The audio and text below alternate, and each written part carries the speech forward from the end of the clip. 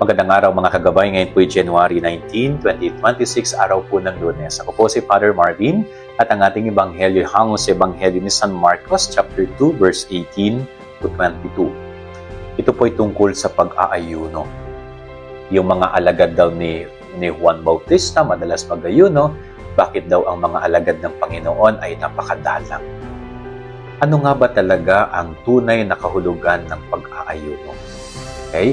Ang pag-aayuno po ay kumbaga external expression, no? Panlabas na pagpapahayag ng pananampalataya sa Diyos.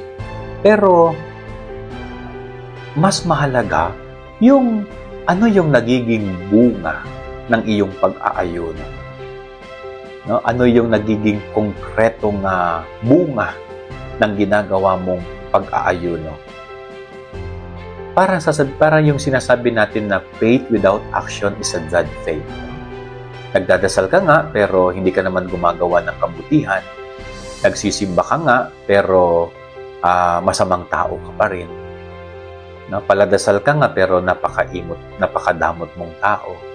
So yun yung sinasabi dito. No? Kung baga, yes, tama na ikaw ay mag-aayuno, pero napakahalaga na makita yung bunga, yung resulta ng iyong pag-aayuno. No, sana sa ating pagdarasal, sa ating pananalangin, magbunga ito ng mabuting gawa. No, para sa ating kapwa, para sa ating sarili.